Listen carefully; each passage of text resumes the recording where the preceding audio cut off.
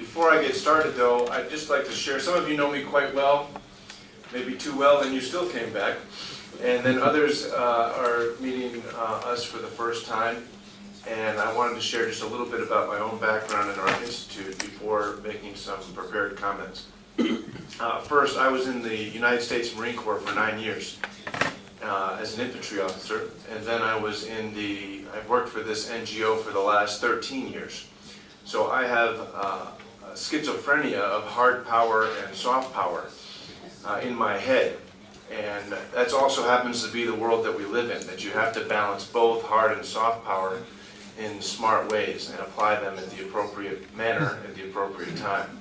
So that's my background. Our organization is a think and do tank. We try to think before we do.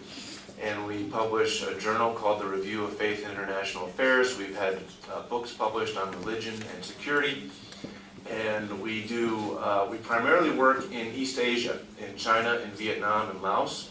We have worked with the Chinese in Xinjiang and Tibet, which is of interest to you, I'm sure. And I've been to the inland port in Kashgar on the Chinese side of the border, across from Kyrgyzstan. And we try to, in so many ways, convene spaces to have honest conversations about very deep differences. Differences that are irreconcilable often, theologically or politically. And so we try to bring together discussions about religion and security and citizenship and society to figure out what does it mean to be a citizen in the 21st century. How do we steward a spiritual identity? How do we steward a global identity? And then, of course, our national identities in the states where we happen to live. And so what I would like to do this morning is reflect a little bit on the conferences that we've had over the past year or so in Astana in May of last year, in Almaty, and here, and then looking ahead to the end of this series in Singapore in December of this year, all around these ideas of religion, security, and citizenship. So that's what I'd like to do today, and to do that I want to start where I left off in Almaty. In Almaty, I gave you a summary of this guy that I wrote my dissertation on. His name is Halford Mackinder. I won't take you through all those details again. But the summary of Mackinder is that he is the father of geopolitics. He is a Britisher, as they say in Pakistan. He is from the UK, died in 1947, and he had a theory. His theory was very simple, that the heartland of the world, which is this part of the world in Russia and in Central Asia, the heartland of the world mattered most. And that whoever controlled it would have great global influence and great global impact. It was vital. If you want to think about it differently, it's the backyard that everybody shares. And it's the places where empires meet and collide. But along the way, he also developed what I would call a philosophy to support this theory. And the philosophy goes something like this. You have to account for the geostrategic of top-down, geostrategic interests, and you also have to account for the geosocial of values from the bottom up. You have to be thinking about both of those things. States will have interests, but people will have values, and the two have to come together in a thoughtful way, or you cannot have a successful society. You cannot have civilization, for that matter. And just as a brief illustration of how he lived this out himself, he believed that you had to educate the ordinary person, especially the working class, to understand what it meant to be a citizen.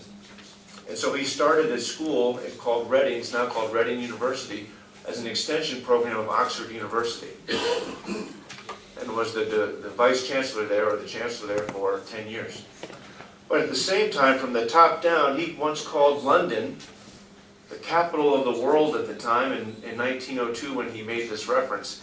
He called London the city of highest nodality, which is to say there was many nodes in the world, in a globalized world. And London, the capital of the world, financial, military, all those kinds of things, was just but one node. Because all the other nodes had importance as well. And so for him, a country was balanced if the capital and the provinces were economically integrated, and then you would have happy citizens.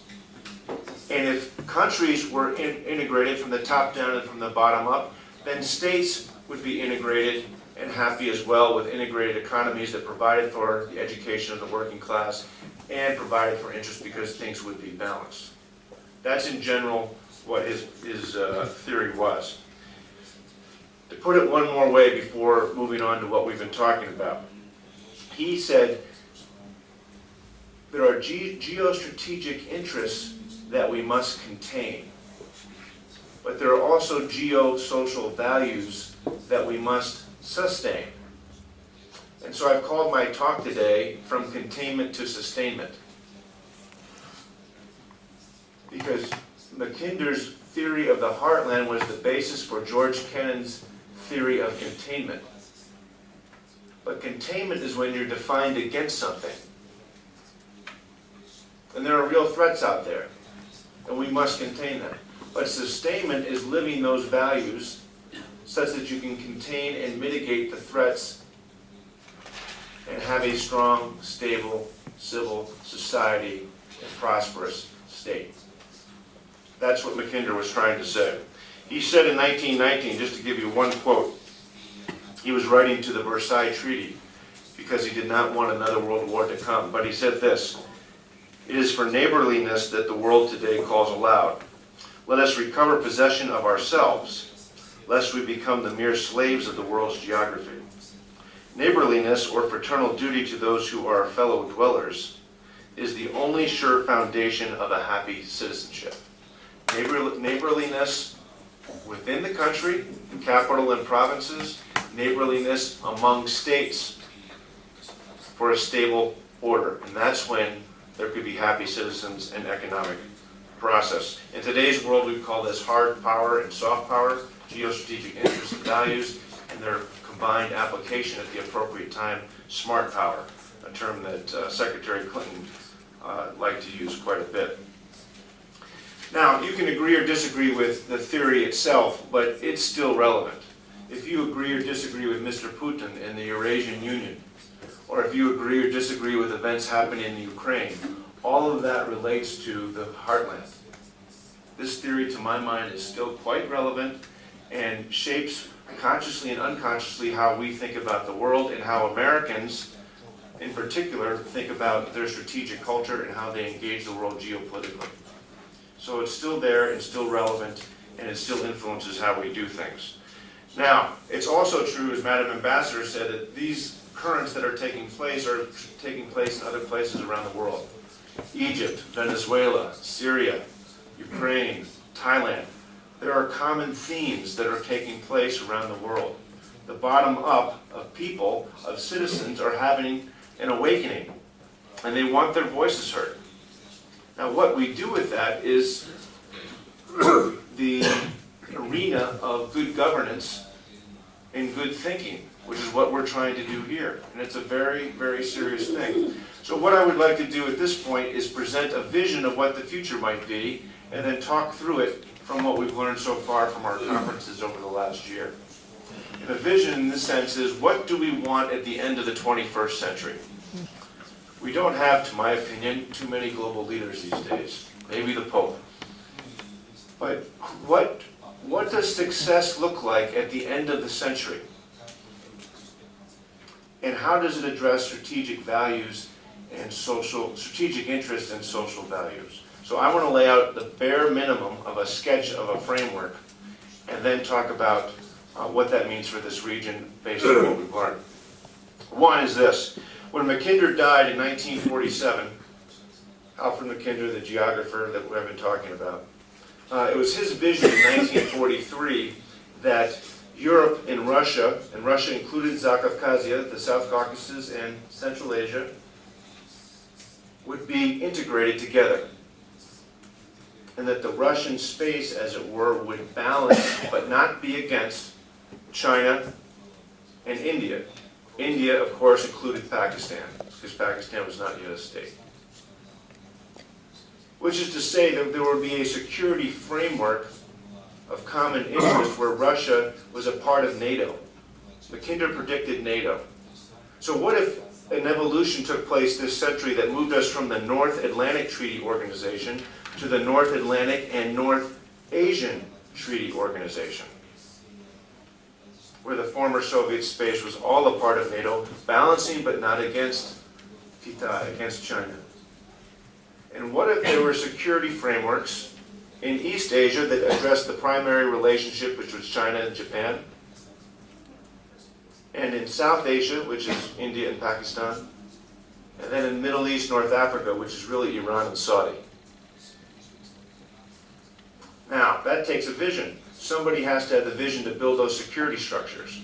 But at the same time, security structures do not last unless they have values that undergird them. And so what if there was also a global interlocking series of safe spaces where top-down and bottom-up government and grassroots could meet together as we are meeting here to talk about the difficult issues of what it means to be a spiritual citizen, a global citizen, and a citizen of our respective states that are working for a common good, where people of all faiths and none can be equal citizens under the law that is applied to all. Now that's a different kind of vision. That's a vision of 100 years. And I may be wrong, and I welcome your rebuke. But I want to have something to aim at as we think about the conversations that we're having. Otherwise, we're just having another conference and it's a waste of time. And I'm not someone who likes to waste time. So that also begs a question. What is globalization? If you're going to try to implement a vision, you have to understand the nature of the environment in which you're working before you come down to the regional application. Here's what I know about globalization. As we think about how we might build a global culture of resiliency based on mutual respect and mutual reliance, something I call 2MR, mutual respect and mutual reliance. First, globalization is a siege of the identity. Trade, technology, especially travel, we're always being bombarded by things. And it challenges and it might change our identity. But it is a siege. And sometimes when you're under siege, you want to go back to the traditional and be defined against, as opposed to welcoming new things and new ideas and being defined by what you're for. It's an important characteristic of globalization. A second characteristic is this. Globalization is proselytization. I don't care what you're selling. It can be Coke, it can be a new religion, it could be a Eurasian Union. Globalization is selling things all the time. And these are the types of things that we have to be equipped to think through critically and process if we are going to have any kind of success in this world in the 21st century. Third point, or characteristic, globalization moves at the speed of business, whether we like it or not. And that means that if a business is to succeed, a business has to move and execute at the lowest levels possible. It has to have decentralized execution, which is also to say that you have to trust the people in your organization to make decisions at the lowest levels. And those people have to have a freedom of conscience or belief to make good economic decisions to make money and provide jobs. So freedom of conscience or belief is not just about religious freedom. It's about the capacity to process and have critical thinking about all the things that people are trying to sell these days, maintain your identity, and then also execute with excellence if you want your economy to prosper and provide jobs and justice for your people. It's not a human right thing, it's a practical thing, it's a business thing. And the last piece is this, and we see this, I work, as I mentioned earlier, in places like Vietnam and Laos, and they have many of the same concerns that perhaps you might have in Kyrgyzstan with your neighbor to the east. Nobody wants to become a suburb of Beijing. And Vietnam has gone through the realization that if they're to compete in a global economy, and if they're to compete with China, they're going to have to educate and equip their minority citizens. 16% of Vietnam is not of the Khmer people or the Vietnamese people. And now you see businesses leaving China for Vietnam for lower wages, but is Vietnam prepared to receive those businesses because they treated the minority among them with respect and dignity? Now, that's not a situation unique to Vietnam. It's true of any country where there's a majority culture, a majority faith, and how they treated minorities. I don't even like the word minority anymore. I think the marginalized. Who are the most marginalized in the context of the majority culture, majority faith? And believe you me, America has made this mistake many, many times. This is why I'm so passionate about the issue. We have gotten it right maybe 51% of the time, where we self-correct, self-critique, and self-correct. So, what I'm trying to make the case for here is that freedom of conscience or belief and faith, all faiths and none, it's important for them to exercise their freedom in the context of economic prosperity and providing jobs. It's in everybody's self-interest besides being consistent with the best of a culture or a faith. And if we don't do those kinds of things, then violence results. Because minorities who do not have the opportunity to exercise their faith or ethnicity or the central part of their identity, they tend to rebel against the state. And they tend to be manipulated by political entrepreneurs who will use any faith, and all faiths have done this, for the point of extremism, for violence. Now, there's a new study coming out from the Institute for Economics and Peace. And they're taking a unique approach to conflict that I have not seen before. And I want to share some of these statistics for you because they're relevant to this region. But they have tried to quantify the cost of violence. So instead of making a moral argument according to a faith tradition or a secular humanism, they want to make a quantifiable argument for peace. Which is to say, if you repress people and you don't let them practice their faith and then they rebel, there are economic consequences to those decisions to repress those people. So let me give you some broad global statistics and then talk about Afghanistan. They have found, the Institute for Economics and Peace, that the cost of containing violence is $9.46 trillion. Now you can look at the methodology, and I'm sure there's lots of people who want to look at that. I'll share with you the website. But $9.46 trillion, it's 75 times the expenditure on foreign aid. That is a significant price. In the context of Afghanistan, the conflict in Afghanistan has cost the country at least 40 years of economic growth, or $39 billion.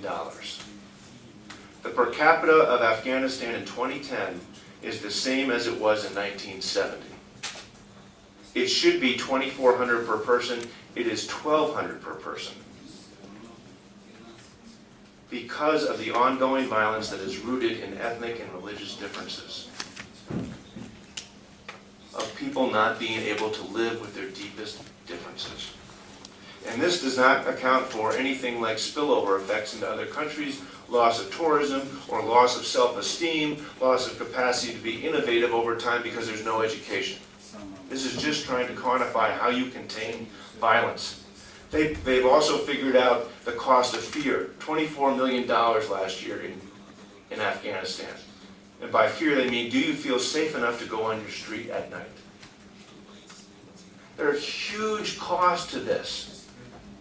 So what I'm getting at is in all of our interest as representatives of our countries that we treat minorities of ethnic and religious backgrounds who might rebel against the state well, because it's in all of our interest to prevent conflict and to prevent violence.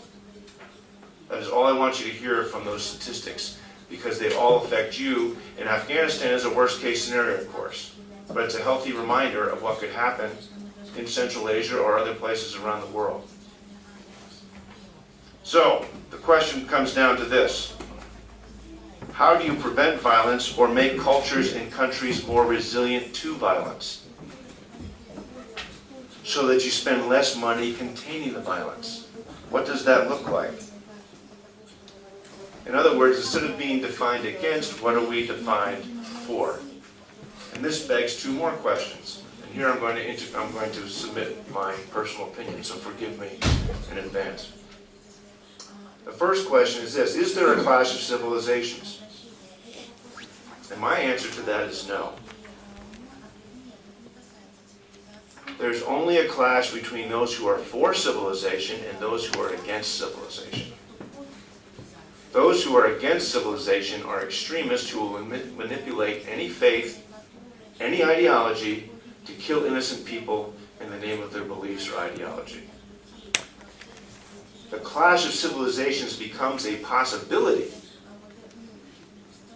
when we allow ourselves to be manipulated and to hate the other. When we demonize and stereotype the other, now we're in a position to kill them. Now we're in a position to do violence. Now we're in a position to have countries like Afghanistan lose $39 billion over 40 years that could have gone to their children.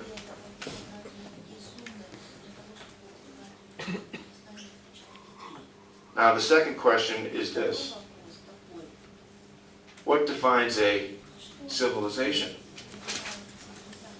I think it's the capacity of a spiritual or global or national citizenship to protect the minority in their midst, especially women.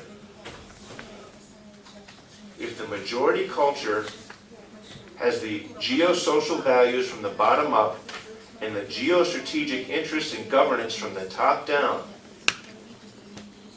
then we have a civilization where all identities can work together under a common narrative of citizenship.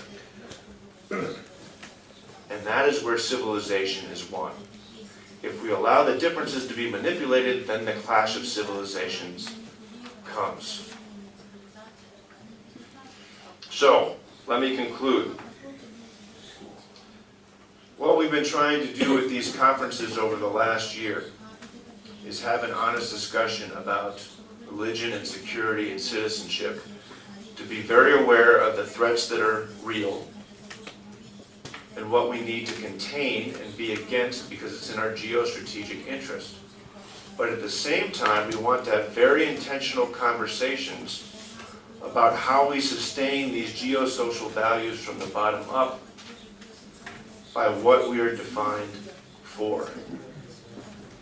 And so in our first meeting in Astana, 3 themes emerged: religion and identity, religion and gender, and religion and education.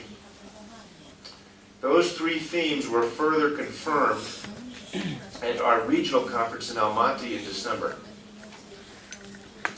And we had this tragic illustration that brought this all together from Amma and Asel in the back. And the tragic demonstration of all this together is the following example. And I'm going to summarize both of their incredible research in 3 sentences, so forgive me if I get it wrong.